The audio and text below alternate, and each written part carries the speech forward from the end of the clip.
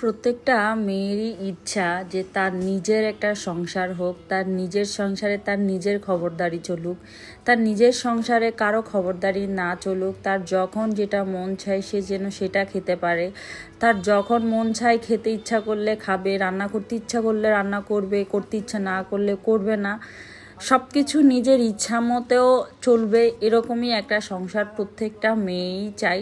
আলহামদুলিল্লাহ আমারও সেরকমই একটা সংসার হয়েছে। আজকে সকাল টাইমে আমি আমার একটা আন্টি থেকে কিছু কথা শুনতেছিলাম, তখন আমার কাছে নিজের থেকে খুবই আফসোস লাগতেছিল। শুনতেছিলাম তিনি যখন বউ ছিল, তার মানে তিনি এখনও তো বউ, তখন হচ্ছে যখন ওনার শাশুড়ি ছিল আর কি, ওনার শাশুড়ি ওনাকে ঠিকমতো খেতে দিত না, সারাটা দিন কাজ করতো, কিন্তু কিছু খেতে গেলে পারমিশন নিত যে মা আমি এক পিস মাংস খাবো বা এক পিস মাছ খাবো, কি আমি কি নিতে পারি কি না, এই সব কিছু নাকি জিজ্ঞাসা করে করে খাওয়া লাগতো। তারপর সন্ধ্যাবেলা কিছু খিদা লাগলে কিছু খাবে কি না, কি খাবে, দুইটা টাকার জন্য নাকি খুঁজা লাগতো, মানে সব কিছু নাকি জিজ্ঞাসা করে করে লাগতো। আবার মানে অনেক বেশি খিদা লাগলেও নাকি বলতে পারতো না যে আমার ঘন ঘন খিদা লাগতেছে, এটাও নাকি বলা যেত না, কারণ সব বলতো যে তোমার কি পেট একা, যে আমাদের কি খিদা লাগে না, সব সময় এত বেশি খাই খাই করো কেন, মানে সব কিছু। তো নিজের বেলায় আসি চিন্তা করতেছি, এই যে আমি সব সময় চিন্তা করি, আফসোস করি যে আমার সংসারে কেউ নাই, আমি একা একা, আমার অনেক আফসোস, ট্রাস্ট মি গাইস, আমি অনেক আফসোস করি। কিন্তু আজকে না এই কথাগুলো শোনার পর আমার কোনো আক্ষেপ আফসোস অভিযোগ কোনো কিছু নেই। আমি মনে করি আমি আলহামদুলিল্লাহ আমি অনেক অনেক ভালো আছি। তো আসলে আমি ওই রকম ফ্যামিলিতে যাই নাই বিদায়, আমি ওই সিচুয়েশনটা পড়ি নাই বিদায় আমি জানি না। শুনে আসলে আমার মানে ব্যাপারটা শুনে আমার অনেক কান্না চলে আসছে যে একটা মানুষ কিছু খাবে, এই জিনিসটা পারমিশন নিতে হবে যে আমি খাবো কি না, এটা জিজ্ঞাসা করা লাগে খাবার খাওয়ার জন্য।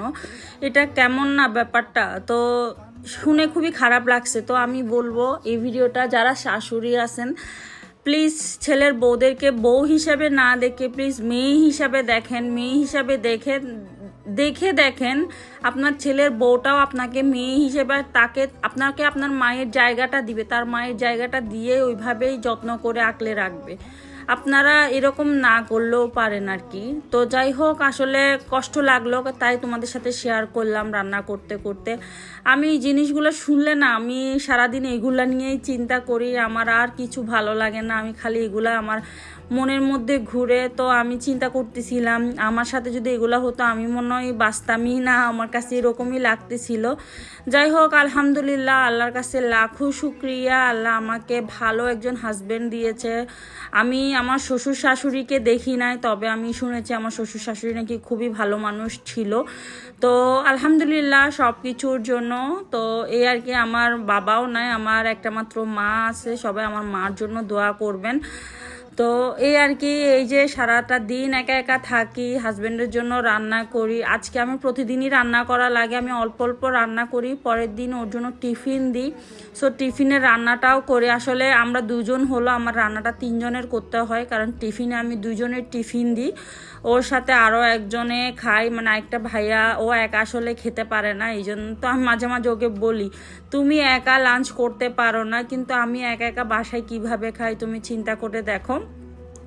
তো আজকের সবজিটা না, মানে আজকের মাছের তরকারিটা নাকি এত মজা হয়েছে, খুবই প্রশংসা পেয়েছি আমি আজকের খাবারটা নিয়ে। আলহামদুলিল্লাহ মানে কষ্ট করে রান্না করার পর যখন প্রশংসা পাই যে না মানে খাবারটা মজা হয়েছে, খেতে পারতেছে, তারপর মানে যতটুকু খাওয়া প্রয়োজন তার থেকে একটু বেশি খাচ্ছে, তখন আমার মানে আত্মাটা পর্যন্ত শান্তি হয়ে যায়। ওই যে সারাটা দিন কষ্ট করলাম না, ওইটা সার্থক লাগে আর কি।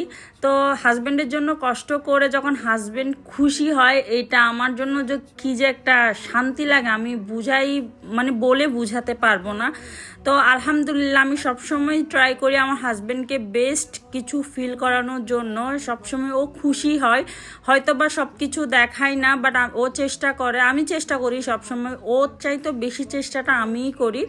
তো রান্নাবান্না শেষ করে নিজের জন্য একটু হচ্ছে নাস্তা রেডি করে নিচ্ছিলাম, কারণ রান্না করতে করতে খিদাও লেগে গেছিলো। আমি নাস্তাটা রেডি করে তারপর হচ্ছে মাগরিবের নামাজ পড়বো, নামাজ পড়ে নাস্তাটা ঠান্ডা হতে দিয়ে তারপর হচ্ছে আমি নাস্তাটা খাবো। এইগুলো হচ্ছে ফ্রোজেন, আম্মু দিয়েছিল আমাকে। আম্মু আসলে বেসিক্যালি আমাকে নাস্তা টাস্তা সব কিছু রেডি করে দেয়, আর মাঝে মাঝে আমিও বানাই। আমার ইদানিং কি হয়েছে আমি জানি না, আমার ইদানিং হচ্ছে নাস্তা টাস্তা বানাতে একদমই ইচ্ছা করে না। ইদানিং না আমি একদমই অলস হয়ে গিয়েছি, সারাদিন ঘুমাতে ইচ্ছা করে। তো যাই হোক, আলহামদুলিল্লাহ সব কিছু করে এই যে নাস্তা খেতে বসে গেলাম। সো আল্লাহ হাফেজ।